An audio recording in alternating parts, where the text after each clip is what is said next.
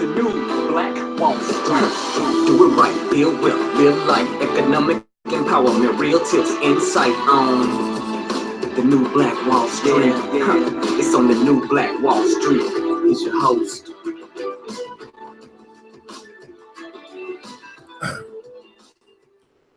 All right, my beautiful people, this is ERGJ, your certified financial educator, back here with the new Black Wall Street from ERGJ Enterprises. And we're going through the book, The 48 Laws of Power by Robert Greene. We're on law number 6, part 1. This is a 2-part session, so we'll do this first part today and the second part tomorrow.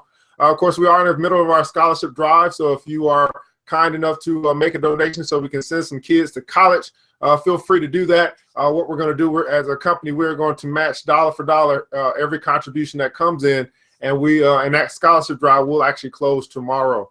Hey, what's going on, Wendy B and Aaron in the building? How are you?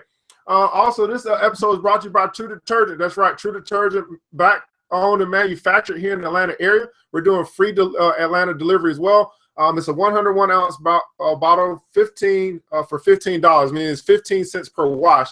And I went and did the testing yesterday as far as our competition. Gain, same thing, is 16 cents per wash. Tide is 20 cents, almost 20 cents per wash. So you actually are not only just supporting your own, but you're also saving as well. And I'm currently working on a shipping deal so we can ship this across the nation. But give us a call here in the Atlanta area for free delivery to your doorstep, 678-851-2400. Again, that's 678-851-2400.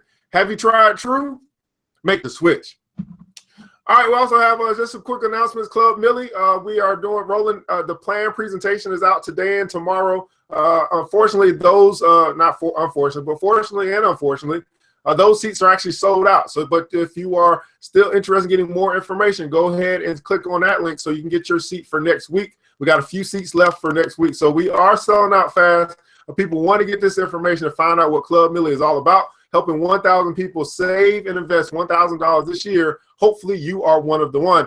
We also have a session coming up next Tuesday, the Valentine's investment session. So if you want to get in and find out how you can profit from what other people are going to do anyway, again, other people are going to do anyway. See, we know they are going to shop. We know they are going to buy chocolate and jewelry to show off for their significant other. We know they're going to do that anyway. Well, how can we profit off what we know that they're going to do anyway? We're going to talk about that in that investment session, so you want to sign up for that. And you got to start showing up to the kitchen table when we're talking about money. And then also we have next Saturday our stock market class for kids. So if you have a child, I would say grades 4 and up, probably from 4 to about 8th grade, 9th grade, something like that. Then you want to have your child show up there. It's Welcome to Wall Street. It's our first stock market class for kids, and it's going to be information that they need to know as far as the stock market.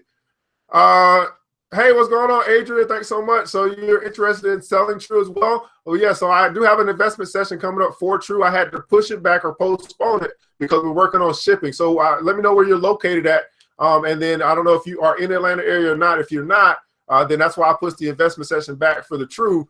Because I want to make sure that you not only are able to become a distributor, but if you need to ship as well, we can actually incorporate that into the investment session. So I will actually ping you that link in a little bit. Matter of fact, let me go ahead and get it right now while we're talking about it.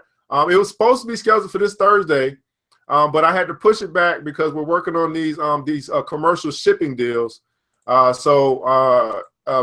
you don't want to miss that. If you're interested in becoming a distributor for True, I'll go ahead and put that in the comments below as well so that you can have that information. So thanks so much for asking. Waco, Texas. Okay. So we got a session coming up to show you, what you can do to become distributors. And then you may run into the same problem that I'm having as far as, okay, well, what about shipping? So I'm working out some shipping deals with the commercial shipping. So at any rate, let's go ahead and get into what we're talking about today, 48 Laws of Power. So here's the deal, man. The reason why we're kind of reading this book, because we want to understand strategy. That's right. We want to understand strategy. So put in the comments below strategy. And it's not just the strategy that we can possibly apply, but it's also to understand when these strategies are being used against us or upon us. And so I think it's very important that we are aware of the tricks of the enemy. It says no thine enemy. We want to be aware of the tricks of the enemy. And these are some tricks that we could use, but these are also the tricks that are being used upon us for power. So let's go ahead and talk about law number 6. You guys are going to find this very interesting. Law number 6, it says to court attention at all costs. You want to court attention at all costs. So everything is judged by its appearance. What is unseen counts for nothing. Never let yourself get lost in the crowd then or buried in oblivion. Stand out. Be conspicuous at all costs. Make yourself a magnet of attention by appearing larger, more colorful, more mysterious than the bland and timid masses. Now, we understand that this is being used all the time in entertainment, in politics. They always want to remain what they call relevant. And the way in which they remain relevant is to always make themselves a magnet of attention. But look at what Lady Gaga just did at the Super Bowl, right? She wants to remain relevant. She wants to be more larger, more colorful. Donald Trump wants to appear larger, more colorful. It's all about ratings. It's all about relevancy. And this is why these people keep coming back on the TV every day so they can make themselves remain relevant. All right, so part 1, this is a 2-part session on the 48 Laws of Power. We're going to go through part 1 today. So surround your name with sensational and scandalous. Woo. Surround your name with sensational and scandalous. I told you guys, you're going to either be able to apply this or know when it's being applied upon you.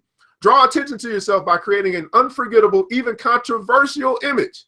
Controversy creates cash. Everybody put that in the comments below. Controversy creates cash. This is the method that many of these shows, Empire, Scandal, all these things that you guys love to watch, it's all about controversy, and it creates cash. When they can create controversy, they get us to talk about it, and then we show up next week. All the drama that we don't want in our life, but we want to watch it and act like it's not going to affect our life. I mean, how silly are we, right? Well, you know, but anyway, controversy creates cash. So court scandal. Don't do anything to make yourself seem larger than life and shine more brightly than those around you. Make no distinction between kinds of attention.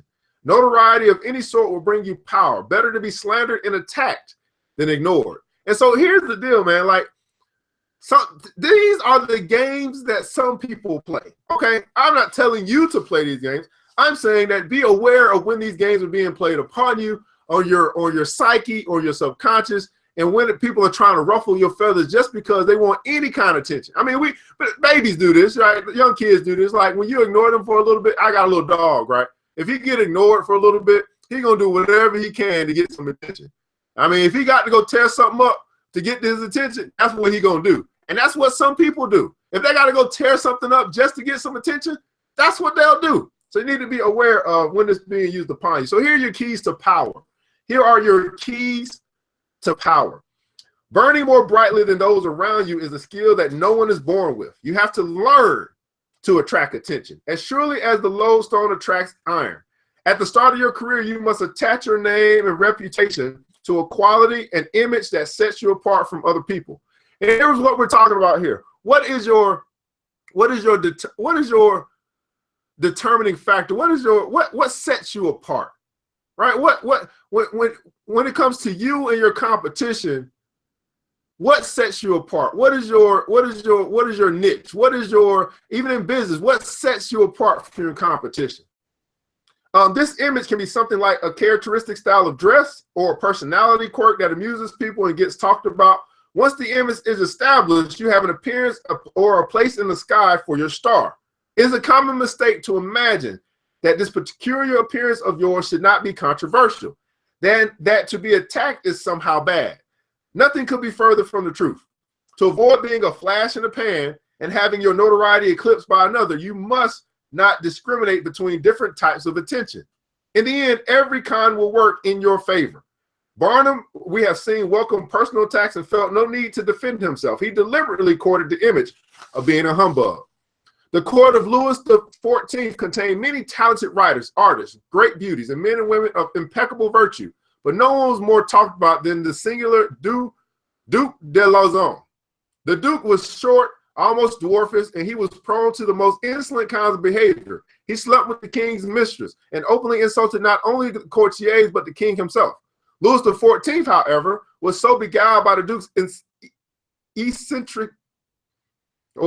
eccentricities. Let me put this word in the comments below. You guys help me out. I can't even say this. Oh my goodness, what is going on? Oh my goodness, I can't even say this word. See, this is why I like reading, guys. I just got a new word. Eccentricities.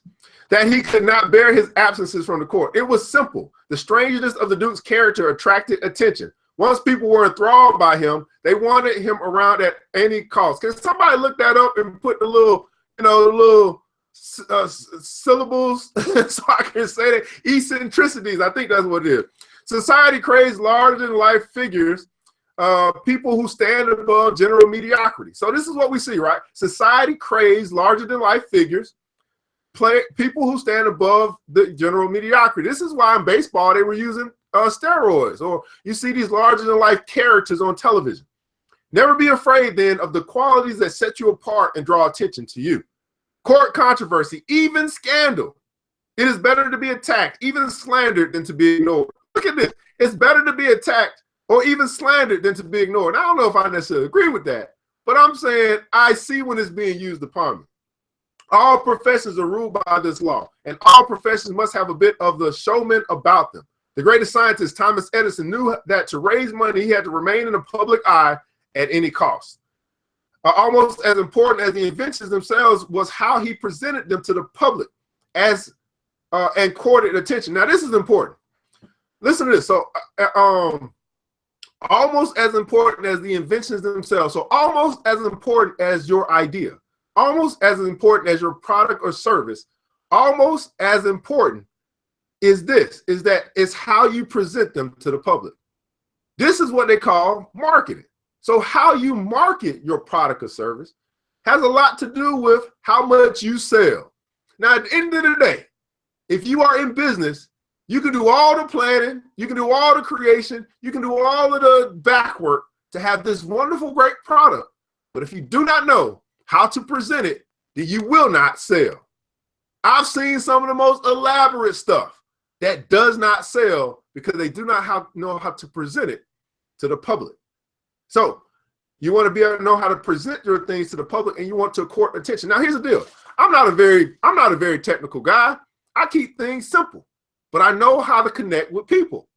And so if you don't, and you got the idea, you got a great thing going on, but you have not learned how to connect with people, you may find it very difficult to sell your stuff.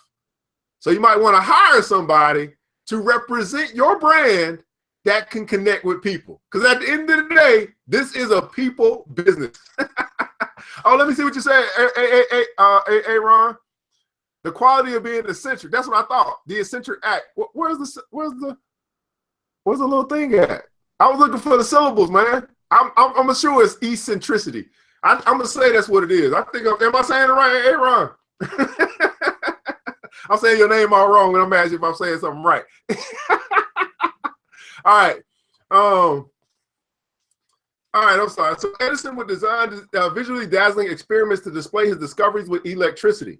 He would talk of future inventions that seemed fantastic at the time, robots and machines that could photograph thought, and that he had no intention of wasting his energy on, but that made the public talk about him. He did everything he could to make sure that he received more attention than his great rival, Nikola Tesla. So if you don't know who Nikola Tesla is, I would say that Nikola Tesla had a greater mind and had greater inventions than Thomas Edison. But Thomas Edison is the one who gets all of the credit. Most of us didn't. When we were in school, we studied Thomas Edison. Not many of us have ever heard or even studied Nikola Tesla. And Nikola Tesla was brilliant. Thomas Edison was smart. Nikola Tesla was brilliant. Okay? So at any rate, his great rival Nikola Tesla. So in case you're wondering where they get the name Tesla from for this car, it comes from Nikola Tesla. Okay? You might want to look him up. Nikola Tesla, who may actually have been more brilliant, I just said that, than he was, but whose name was far less known. In 1915, it was rumored that Edison and Tesla would be joint recipients of that year's Nobel Prize in Physics. The prize was eventually given to a pair of English physicists. Only later was it discovered that the prize committee had actually approached Edison, but he had turned them down, refusing to share the prize with Tesla. By that time, his fame was more secure than Tesla's, and he thought it better to refuse the honor than to allow his rival the attention that would have come from his sharing the prize. So he didn't want to share his glow with Tesla because he understood that Tesla was more brilliant than him. I'm telling you, if y'all don't know who Nikola Tesla is, that's your homework today. You need to look that brother up. Oh my goodness. If you find yourself in a lowly position that offers little opportunity for you to draw attention, an effective trick is to attack the most visible, most famous, most powerful person you can find. And this is what Donald Trump does all the time. He said, if you have little opportunity to draw attention, the trick is you want to attack the most visible, most famous, most powerful person you can find. When Pietro Argentino, a young Roman servant boy of the early 16th century, wanted to get attention as a writer of verses, he decided to publish a series of satirical poems ridiculing the Pope and his affection for a pet elephant. We also see this in the rap game when they have beef. You have the little up-and-coming rapper who, nobody really knows, and he goes and puts out a lyric or whatever, a beef rap downing somebody, right? And then they start this beef going back and forth. The person who's got notoriety has got everything to lose. The person that doesn't have notoriety has got everything to gain. So why in the world would the person of notoriety even give that any type of attention? It's all about pride. Oh, you gonna spit against me? Well, hey, I'm gonna spit back, and now I'm gonna elevate you to some status that I'm already at. It just doesn't make any sense. But they do it anyway, and that's really the tactic that's being used. The person that's on the come up, he's gonna attack the big dog. And the big dog, if he takes the bait, he is going to be in a position where his only thing is to lose. He has nothing to gain. He has everything to lose. But the young buck, the up-and-coming rap star, he's got everything to gain, and he has absolutely nothing to lose because he ain't got nothing anyway. Don't take the bait. The attack put Argentino in the public eye immediately. A slanderous attack on a person in a position of power would have a similar effect. Remember, however, to use such tactics sparingly after you have public's attention when the act can wear thin. Eccentricity. Yeah, eccentricity. That's what I'm talking about. Once in the limelight, you must constantly renew it by adapting and varying your method of courting attention. If you don't, the public will grow tired, will take you for granted, and will move on to the newer star. The game requires constant vigilance and creativity. In the comments below, I want you to put vigilance and creativity. This game, courting attention, this game of sales and marketing, this game of relevancy that many of us want, and hopefully you want it for the right reasons, it requires constant vigilance and creativity. Now, here's what I've come to understand, that many of us have the creativity, but we don't have the vigilance. We don't have the vigilance. Now, what does vigilance really look like? That means that you're consistent. Let me put it this way. Consistency breeds success. Vigilance means that no matter what, you're going to do what's necessary each and every day, day in, day out, day in, day out. So many guys wonder, man, Evan, do you ever sleep? I'm vigilant, day in, day out. Because I understand you build an empire one brick at a time, one day at a time. I don't need to take 1,000,000 steps today. I just need to take one step today and then one step tomorrow. See, many of you guys are trying to take 1,000,000 steps in one day. I'd rather take one step 1,000,000 days. Why? Because while I'm building that up, over time, I'm also getting a whole crowd of people along for the ride. When you only do it one day, tomorrow, what you gonna do? Vigilance and creativity. Pablo Picasso never allowed himself to fade into the background. If his name became too attached to a particular style, he would deliberately upset the public with a new series of paintings that went against all expectations. Better to create something ugly and disturbing, he believed, than to let viewers grow too familiar with his work. Understand, people feel superior to the person whose actions they can predict. Let me repeat that again.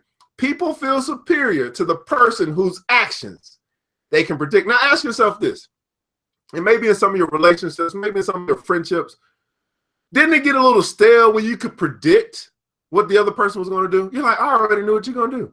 I already knew what you was going to say. It takes some of the sizzle out of your relationship. But when you got that person that you really don't know what they're going to do, it adds a little, you know, I don't know what the word I'm looking for, but it adds a little spice, right? That's why the good guys, all right? This is why you good guys, us good guys, I'm a good guy. I don't think I'm a good guy. But anyway, this is why us good guys always seem to finish last.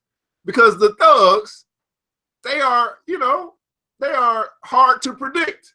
The good guys, they're kind of easy to predict. You're going to go to work, you're going to come home, you know, you're going to do what's, you're going to do the standard, the normal. But the thug, you don't know what they're going to do.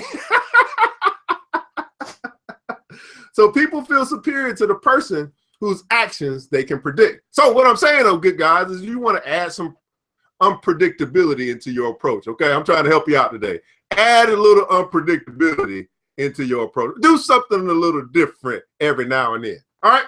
If you show them who is in control by playing against their expectations, you both gain their respect and tighten your hold on their fleeting attention. Now, here's the image. Here's what you want to imagine as it relates to this particular topic. It's the limelight. And this is very simple here. The actor who steps into his brilliant light attains a heightened presence. All eyes are on him. There is room for only one actor at a time in the limelight's narrow beam. Do whatever it takes to make yourself its focus. Make your gestures so large, amusing, and scandalous. Whew, I don't like that word. And scandalous that the light stays on you while the other actors are left in the shadows.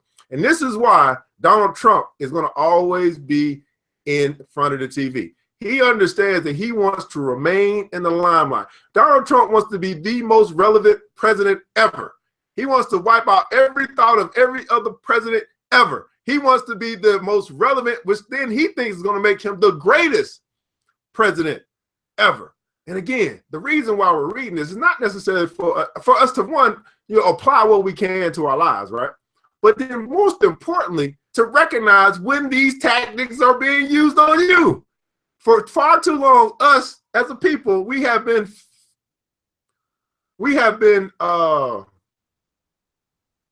tricked by dupe and delight because we haven't understood the strategies of power. Now here's your authority. Be ostentatious and be seen. What is not seen is as though it does not exist.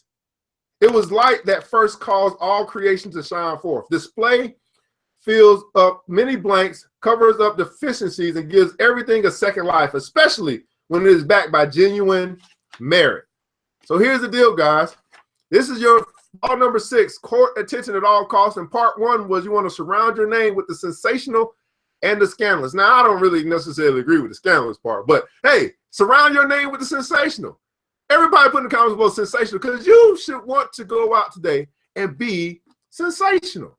Why not? I mean, go out and be sensational. Go out and be your very best self and put on a show. Let everybody know just how sensational you are, not necessarily by your words, but by your actions. And when you do that, you begin to shine. And that's what it's talking about, guys. This little light of mine, I'm going to let it shine. You want to let your light shine today. And the way that you can do that is by being sensational. Well, guys, this is law number 6, part 1, going through the 48 laws of power. Hey, we got a long journey to go, but hopefully we're learning a couple things, not only about the strategies that we can apply, but the strategies that are being applied upon us. And so as you go out today, I want you to understand that you got the power and you too should go out today and be sensational. Well, this is ERGJ, your certified financial educator here with ERGJ Enterprises with the New Black Wall Street Book Club. You got an opportunity to make a donation to help kids go to college. We can do that on our scholarship drive. And click on that link and make a donation if it's in your heart to do so. We will also match dollar for dollar every donation that comes in as we go and try to send as many kids to school as possible with as little debt as possible as well. We got the Club Millie presentations coming up, so you can sign up for that. This week is already sold out, but you can sign up for next week. We're going to be doing it Wednesday and Thursday.